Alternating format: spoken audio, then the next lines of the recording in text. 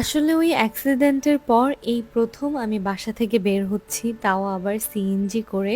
সাথে ইজানকেও নিয়ে এলাম। কোথায় আসলাম, ইজান কেন এভাবে শুয়েছিল, সবকিছুই থাকছে আজকের ব্লগে। So let's go. শুরুতেই আমরা ৩ জন খুবই খুশি ছিলাম। খুবই খুশি মনে আমরা বের হয়ে গেলাম অ্যান্ড ইজান টুকটাক দুষ্টামি করছিল অ্যাজ ইউজুয়াল ও যা ম্যাচিং ম্যাচিং করে। করছো? এই যে ওই কালার তোমার এই কালার তো সেম।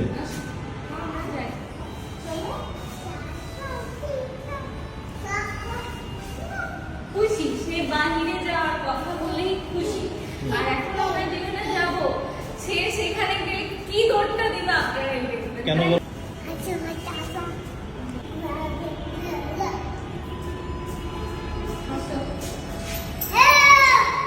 এই যে ওর একটু খেলাধুলা দেখালাম, কারণ আপনারা অনেক পছন্দ করেন ওর মোমেন্টগুলো, এনজয় করেন। কিছুদিন পর তো মানে দেখতে দেখতে বড় হয়ে যাচ্ছে, কিছুদিন পর আরো বড় হয়ে যাবে, তখন আর দেখতে পাবেন না। তাই এখনই যা দেখার দেখে নেন, এই বয়সটা আর ফিরে আসে না। আমাদের জন্য সেম, আমরা এই জন্য অনেক এনজয় করার চেষ্টা করি ওর সাথে।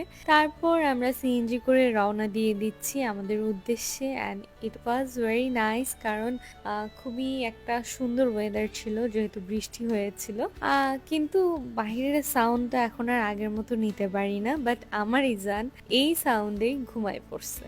এরপর ওকে আমরা এখানে এনে শোয়াই দিলাম, যেহেতু এই সোফাটা অনেক কমফোর্ট অ্যান্ড জায়গাটাও অনেক কমফোর্ট, খুব বেশি কোলাহল নেই অ্যান্ড যারা এখানে গেস্ট থাকে তারা খুব সাইলেন্ট থাকে, খুব সুন্দরভাবে মেনটেন করে। সো এই জন্য এই রেস্টুরেন্টের এনভায়রনমেন্ট আমার খুবই ভালো লাগে। এরপর কিছু পছন্দের মানুষের সাথে দেখা হয়ে গেল, ওদের সাথে দেখা সাক্ষাৎ করে আমি একটু ভিডিও করছিলাম। রেস্টুরেন্টটা এত সুন্দর, ভিডিও না করলে আসলে চলেই না, তাই একটু ভিডিও করে নিচ্ছিলাম। অ্যান্ড এরই ফাঁকে আমার শাড়ি একটু এলোমেলো হয়ে গেল, নাহিদ আমাকে ঠিক করে দিল। আরেকটা কথা, কেউ জানতে চাইবেন না আমার শাড়িটা কোথা থেকে নেওয়া, কারণ আমি আসলে অনেক আগে, প্রায় 2 বছর আগে এই শাড়িটা কিনেছিলাম, আমার মনে নেই কোথা থেকে নেওয়া। তো আমি কিছু কন্টেন্ট ক্রিয়েট করছিলাম, পাশাপাশি দেখছিলাম মানুষজন ফুড এনজয় করছে, অনেকেই ছিল। আমি সবার ভিডিও ক্লিপ নিতে পারিনি, কারণ সবার আসলে পারমিশন নিতে হয়। সো এই জন্য টুকটাক দেখানোর চেষ্টা করলাম আড়ালের থেকে। এরপর আমাদের ফুডটা চলে আসলো। অনেকদিন পর আমি হোয়াইট ফিশটা ট্রাই করেছি and it was really good. বিশ্বাস করেন আপনারা এই হোয়াইট ফিশটা একবার হলেও ট্রাই করবেন দ্য লোন স্টার স্টেক হাউসের। এটা খুবই খুবই ভালো, এটার সাথে আপনারা 2টা সাইড পাবেন, তো এটা মিস করবেন না। যারা ফিশ পছন্দ করেন বা একটু ডিফারেন্ট টেস্ট চাচ্ছেন তারা অবশ্যই ট্রাই করবেন। পুরো হ্যাভেনলি একটা ফিলিংস, মানে হ্যাভেনলি একটা টেস্ট, এত মজা। কোনো স্মেল নাই, কিছু নাই, জাস্ট ব্রো বেস্ট।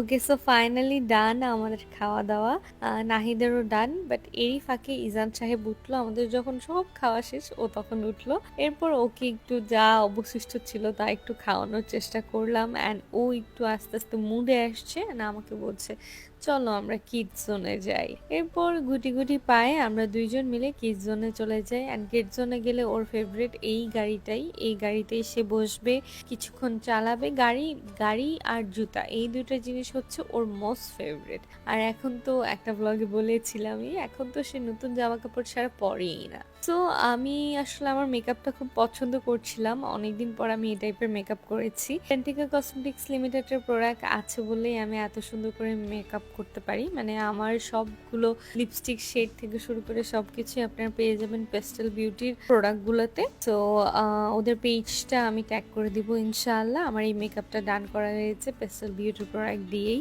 তো আমি জাস্ট আমার মেকআপটাই দেখছিলাম, লিপস্টিক শেডটা দেখছিলাম, কি সুন্দর করে ম্যাচ করে গেল আমার ব্লাউজের সাথে। ওদের সবগুলো লিপস্টিক শেডই খুবই সুন্দর। যাই হোক, আমাদের এবার বিদায়ের পালা। আমরা রেস্টুরেন্ট থেকে চলে আসলাম সবকিছু বিল টিল পে করে। এখন আমরা আবার সিএনজি করে চলে যাচ্ছি বাসায় অ্যান্ড ফাইনালি আমরা বাসায় চলে আসলাম। খুবই ভালো একটা দিন ছিল। সো সবাই আমাদের 3 জনের জন্য দোয়া করবেন। আল্লাহ হাফিজ অ্যান্ড আসসালামু আলাইকুম।